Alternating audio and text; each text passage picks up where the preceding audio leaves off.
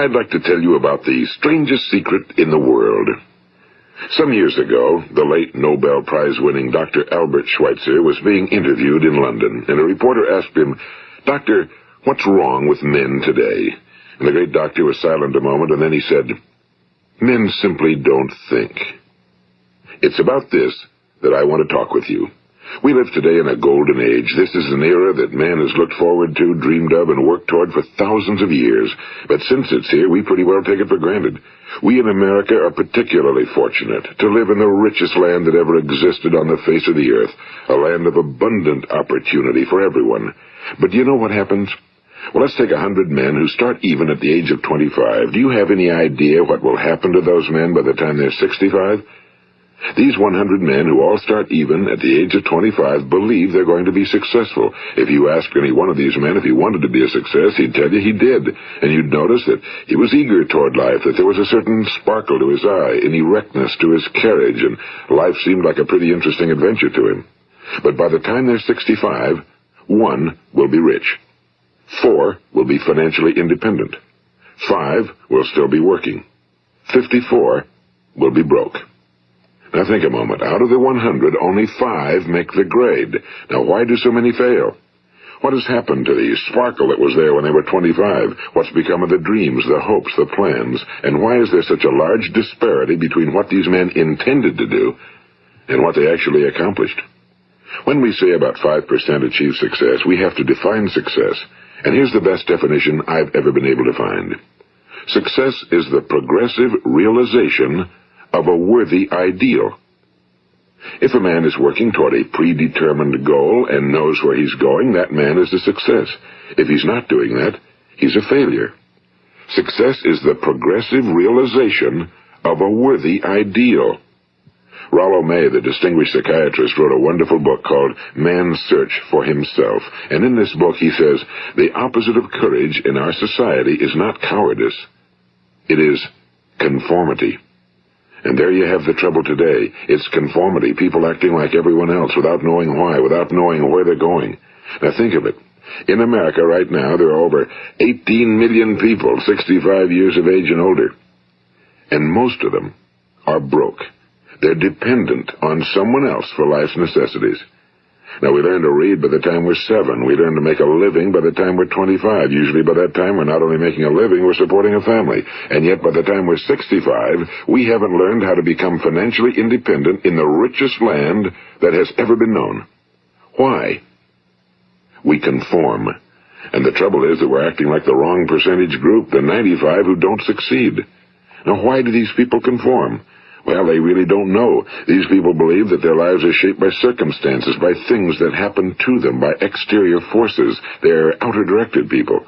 A survey was made one time that covered a lot of men, working men, and these men were asked, "Why do you work? Why do you get up in the morning?" 19 out of 20 had no idea. If you ask them, they'll say, well, everyone goes to work in the morning, and that's the reason they do it, because everyone else is doing it. Now let's get back to our definition of success. Who succeeds? The only person who succeeds is the person who is progressively realizing a worthy ideal. He's the person who says, I'm going to become this, and then begins to work toward that goal. I'll tell you who the successful people are. A success is the school teacher who's teaching school because that's what he or she wants to do. The success is the woman who's a wife and mother because she wanted to become a wife and mother and is doing a good job of it. The success is the man who runs the corner gas station because that was his dream. That's what he wanted to do. The success is the successful salesman who wants to become a top-notch salesman and grow and build with his organization. A success is anyone who is doing deliberately a predetermined job because that's what he decided to do deliberately.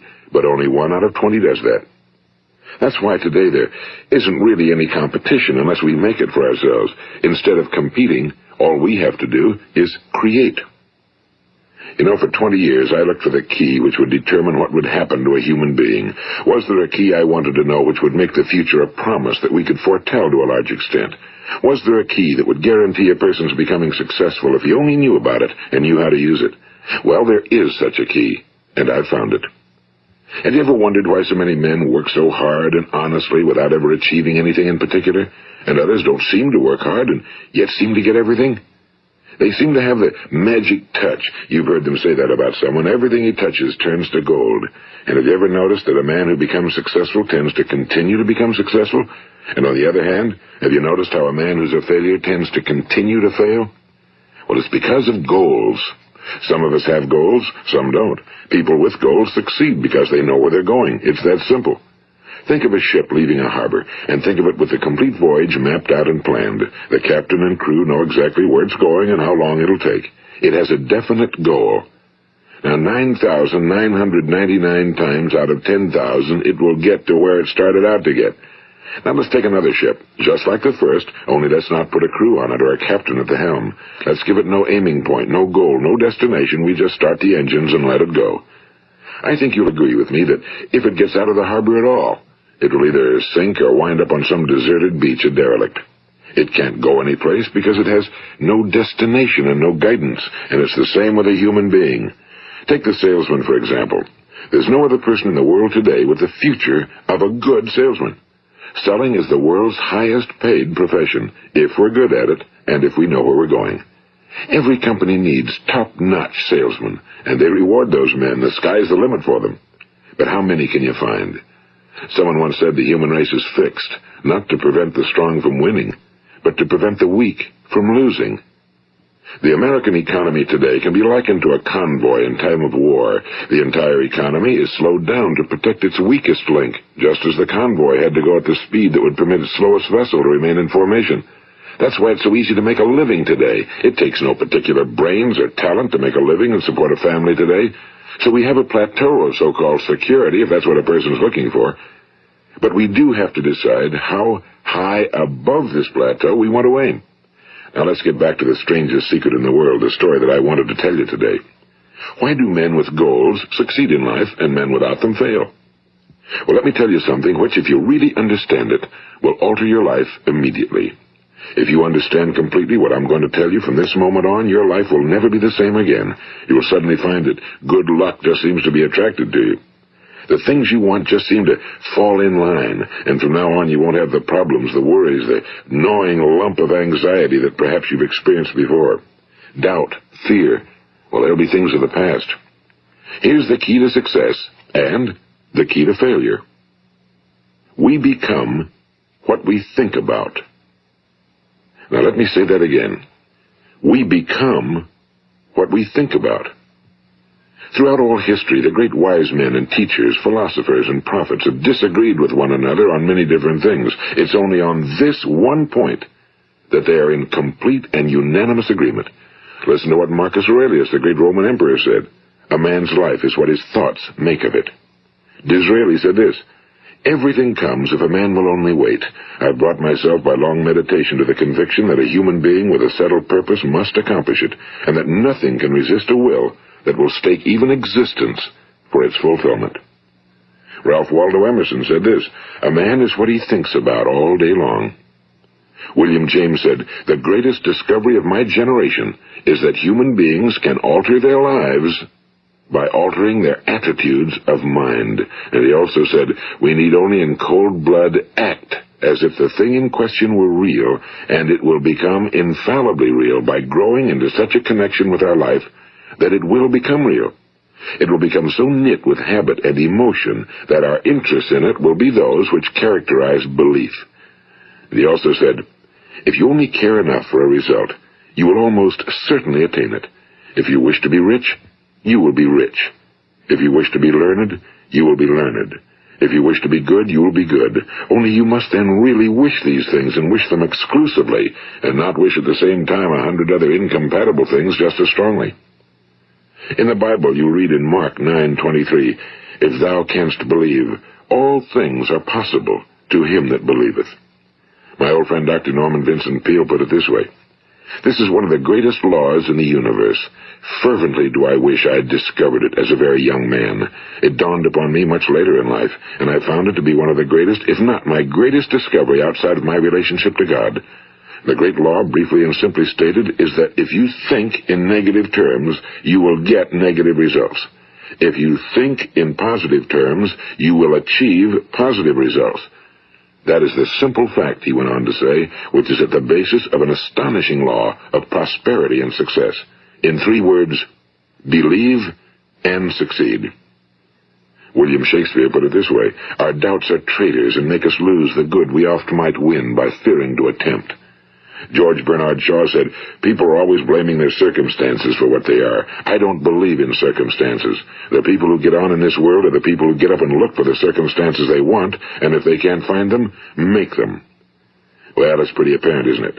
And every person who discovered this for a while believed that he was the first one to work it out. We become what we think about. Now, it stands to reason that a person who's thinking about a concrete and worthwhile goal is going to reach it, because that's what he's thinking about, and we become what we think about. Conversely, the man who has no goal, who doesn't know where he's going, and whose thoughts must therefore be thoughts of confusion and anxiety and fear and worry, becomes what he thinks about. His life becomes one of frustration and fear and anxiety and worry. And if he thinks about nothing, he becomes nothing. Now, how does it work? Why do we become what we think about? Well, I'll tell you how it works as far as we know. Now, to do this, I want to tell you about a situation that parallels the human mind. Suppose a farmer has some land, and it's good fertile land. Now, the land gives the farmer a choice. He may plant in that land whatever he chooses. The land doesn't care. It's up to the farmer to make the decision. Now, remember, we're comparing the human mind with the land because the mind, like the land, doesn't care what you plant in it. It will return what you plant, but it doesn't care what you plant. Now, let's say that the farmer has 2 seeds in his hand. One is a seed of corn. The other is nightshade, a deadly poison. He digs 2 little holes in the earth, and he plants both seeds, one corn, the other nightshade. He covers up the holes, waters, and takes care of the land, and what will happen? Invariably, the land will return what's planted. As it's written in the Bible, as ye sow, so shall ye reap. Now remember, the land doesn't care. It'll return poison in just as wonderful abundance as it will corn. So up come the 2 plants, one corn, one poison. Now, the human mind is far more fertile, far more incredible and mysterious than the land, but it works the same way. It doesn't care what we plant. Success, failure. A concrete, worthwhile goal, or confusion. Misunderstanding, fear, anxiety, and so on. But what we plant, it must return to us. You see, the human mind is the last great unexplored continent on Earth. It contains riches beyond our wildest dreams. It will return anything we want to plant. Now, you might say, well, if that's true, why don't people use their minds more? Well, I think they figured out an answer to that one, too.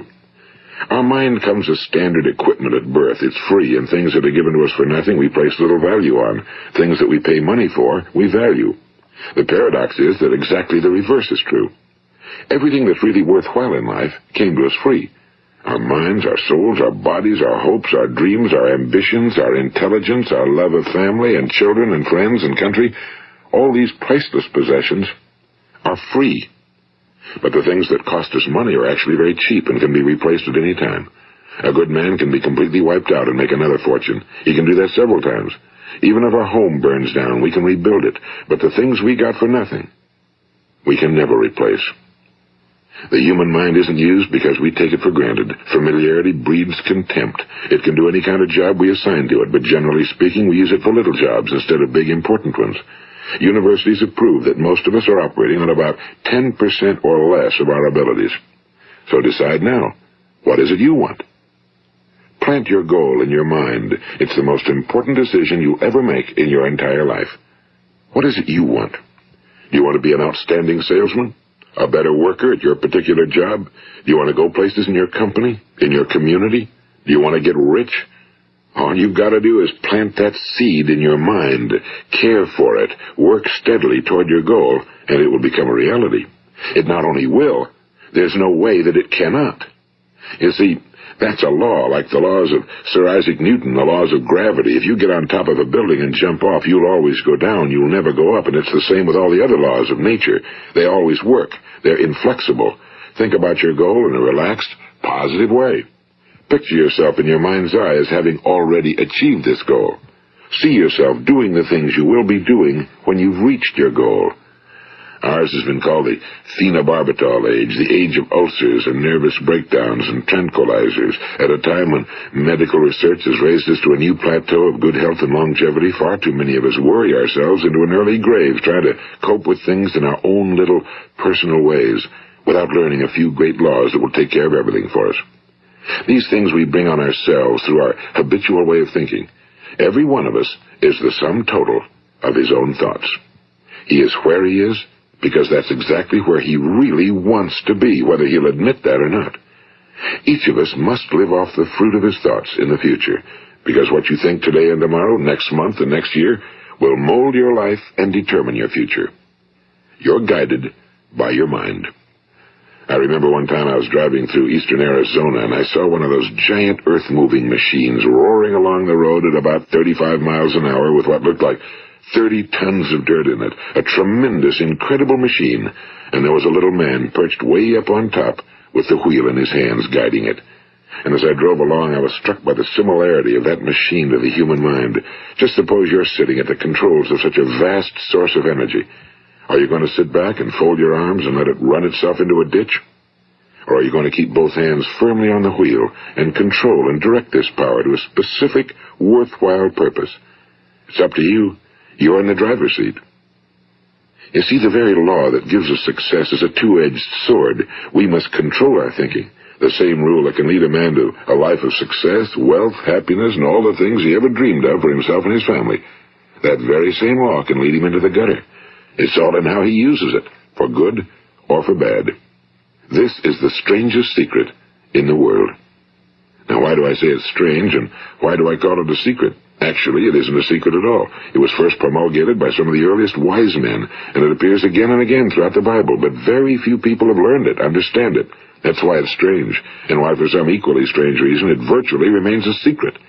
I believe that you could go out and walk down the main street of your town and ask one man after another what the secret of success is, and you probably wouldn't run into one man in a month who could tell you. Now, this information is enormously valuable to us if we really understand it and apply it.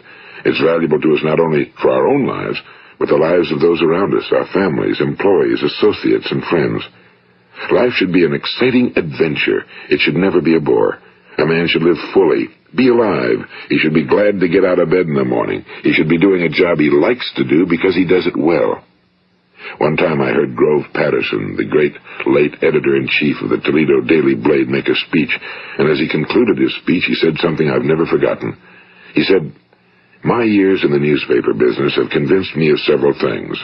Among them, that people are basically good, and that we came from someplace, and we're going someplace. So we should make our time here an exciting adventure. The architect of the universe didn't build a stairway leading nowhere." And the greatest teacher of all, the carpenter from the plains of Galilee, gave us the secret time and time again. As ye believe, so shall it be done unto you. I've explained the strangest secret in the world and how it works. Now, on this side, I want to explain how you can prove to yourself the enormous returns possible in your own life by putting this secret to a practical test. I want you to make a test that will last 30 days. It isn't going to be easy, but if you'll give it a good try, it will completely change your life for the better. Now, back in the 17th century, Sir Isaac Newton, the English mathematician and natural philosopher, gave us some natural laws of physics which apply as much to human beings as they do to the movement of bodies in the universe. And one of these laws is that for every action, there is an equal and opposite reaction. Simply stated, as it applies to you and me, it means we can achieve nothing without paying the price. The results of your 30-day experiment will be in direct proportion to the effort you put forth. To be a doctor, you must pay the price of long years of difficult study. To be successful in selling, and remember that each of us succeeds to the extent of his ability to sell. Selling our families on our ideas, selling education in schools, selling our children on the advantages of living the good and honest life, selling our associates and employees on the importance of being exceptional people. To, of course, the profession of selling itself. But to be successful in selling our way to the good life, we must be willing to pay the price. Now, what is that price? Well, it's many things. First, it's understanding emotionally, as well as intellectually, that we literally become what we think about, that we must control our thoughts if we're to control our lives. It's understanding fully that as ye sow, so shall ye reap. Second, it's cutting away all fetters from the mind and permitting it to soar as it was divinely designed to do. It's the realization that your limitations are self-imposed and that the opportunities for you today are enormous beyond belief. It's rising above narrow-minded pettiness and prejudice. And third, it's using all your courage to force yourself to think positively on your own problem, to set a definite and clearly defined goal for yourself, to let your marvelous mind think about your goal from all possible angles, to let your imagination speculate freely upon many different possible solutions, to refuse to believe that there are any circumstances sufficiently strong to defeat you in the accomplishment of your purpose, to act promptly and decisively when your course is clear, and to keep constantly aware of the fact that you are, at this moment, standing in the middle of your own acres of diamonds, as Russell Conwell used to point out. And fourth, save at least 10% of every dollar you earn. It's also remembering that no matter what your present job, it has enormous possibilities, if you're willing to pay the price. Now let's just go over the important points in the price each of us must pay to achieve the wonderful life that can be ours. It is, of course, worth any price. 1. You will become what you think about. 2. Remember the word imagination and let your mind begin to soar. 3. Courage. Concentrate on your goal every day. 4. Save 10% of what you earn. And 5. Action. Ideas are worthless unless we act on them. Now, I'll try to outline the 30-day test I want you to make. Keep in mind that you have nothing to lose by making this test and everything you could possibly want to gain. There are 2 things that may be said of everyone. Each of us wants something, and each of us is afraid of something. I want you to write on a card what it is you want more than anything else. It may be more money. Perhaps you'd like to double your income or make a specific amount of money. It may be a beautiful home. It may be success at your job. It may be a particular position in life. It could be a more harmonious family. Each of us wants something. Now write down on your card specifically what it is you want. Make sure it's a single goal and clearly defined. You needn't show it to anyone, but carry it with you so that you can look at it several times a day. Think about it in a cheerful, relaxed, positive way each morning when you get up, and immediately you have something to work for, something to get out of bed for, something to live for. Look at it every chance you get during the day and just before going to bed at night. And as you look at it, remember that you must become what you think about, and since you're thinking about your goal, you realize that soon it will be yours. In fact, it's yours really the moment you write it down and begin to think about it. Look at the abundance all around you as you go about your daily business. You have as much right to this abundance as any other living creature. It's yours for the asking. Now we come to the difficult part. Difficult because it means the formation of what is probably a brand new habit, and new habits are not easily formed. Once formed, however, it will follow you for the rest of your life. Stop thinking about what it is you fear. Each time a fearful or negative thought comes into your consciousness, replace it with a mental picture of your positive and worthwhile goal. And there'll come times when you'll feel like giving up. It's easier for a human being to think negatively than positively. That's why only 5% are successful. You must begin now to place yourself in that group. For 30 days, you must take control of your mind. It will think about only what you permit it to think about. Each day for this 30-day test, do more than you have to do. In addition to maintaining a cheerful, positive outlook, give of yourself more than you've ever done before. Do this knowing that your returns in life must be in direct proportion to what you give. The moment you decide on a goal to work toward, you're immediately a successful person. You are then in that rare and successful category of people who know where they're going. Out of every 100 people, you belong to the top 5. Don't concern yourself too much with how you're going to achieve your goal. Leave that completely to a power greater than yourself. All you have to do is know where you're going. The answers will come to you of their own accord and at the right time. Remember these words from the Sermon on the Mount, and remember them well. Keep them constantly before you this month of your test. Ask, and it shall be given you. Seek, and ye shall find. Knock, and it shall be opened unto you. For every one that asketh receiveth, and he that seeketh findeth, and to him that knocketh it shall be opened. It's as marvelous and as simple as that. In fact, it's so simple that in our seemingly complicated world, it's difficult for an adult to understand that all he needs is a purpose and faith. For 30 days, Do your very best. If you're a salesman, go at it as you've never done before, not in a hectic fashion, but with the calm, cheerful assurance that time well spent will give you the abundance in return you deserve and want. If you're a homemaker, devote your 30-day test to completely giving of yourself without thinking about receiving anything in return, and you'll be amazed at the difference it makes in your life. No matter what your job, do it as you've never done it before for 30 days. And if you've kept your goal before you every day, you'll wonder and marvel at this new life you've found. Dorothea Brand, the outstanding editor and writer, discovered it for herself and tells about it in her fine book, Wake Up and Live. Her entire philosophy is reduced to the words, act as though it were impossible to fail. She made her own test with sincerity and faith, and her entire life was changed to one of overwhelming success. Now, you make your test for 30 full days. Don't start your test until you've made up your mind to stick with it. You see, by being persistent, you're demonstrating faith. Persistence is simply another word for faith. If you didn't have faith, you'd never persist. If you should fail during your first 30 days, by that I mean suddenly find yourself overwhelmed by negative thoughts, you've got to start over again from that point and go 30 more days. Gradually, your new habit will form until you find yourself one of that wonderful minority to whom virtually nothing is impossible. And don't forget the card. It's vitally important as you begin this new way of living. On one side of the card, write your goal, whatever it may be. On the other side, write the words we've quoted from the Sermon on the Mount. Ask, and it shall be given you. Seek, and ye shall find. Knock, and it shall be opened unto you. Nothing great was ever accomplished without inspiration. See that during these crucial first 30 days, your own inspiration is kept at a peak. And above all, don't worry.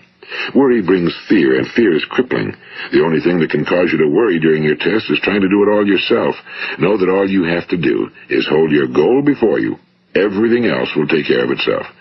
Remember also to keep calm and cheerful. Don't let petty things annoy you and get you off course. Now, since making this test is difficult, some will say, why should I bother?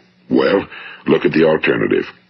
No one wants to be a failure. No one really wants to be a mediocre individual. No one wants a life constantly filled with worry and fear and frustration.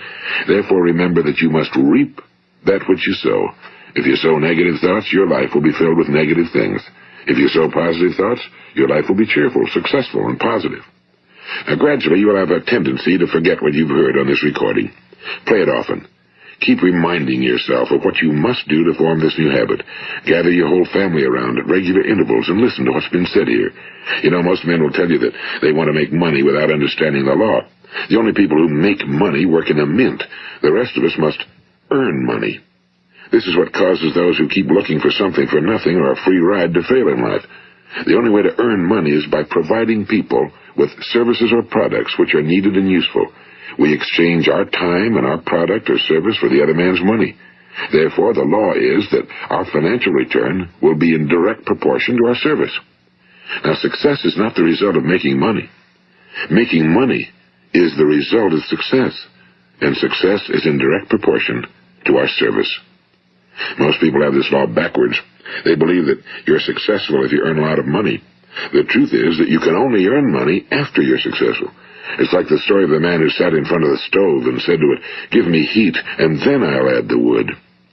How many men and women do you know, or do you suppose there are today, who take the same attitude toward life? There are millions. We've got to put the fuel in before we can expect heat. Likewise, we've got to be of service first before we can expect money. Don't concern yourself with the money. Be of service, build, work, dream, create. Do this, and you'll find there's no limit to the prosperity and abundance that will come to you. Prosperity, you know, is founded upon a law of mutual exchange. Any person who contributes to prosperity must prosper in turn himself. Sometimes the return will not come from those you serve, but it must come to you from someplace, because that's the law. For every action, there is an equal and opposite reaction. As you go daily through your 30-day test period, remember that your success will always be measured by the quality and quantity of service you render, and money is a yardstick for measuring this service. No man can get rich himself unless he enriches others. Now, there are no exceptions to a law.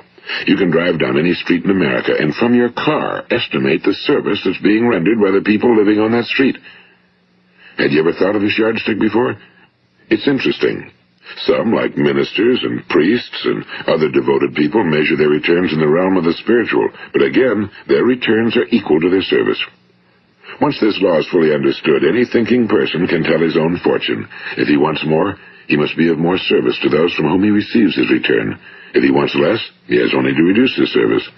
This is the price you must pay for what you want.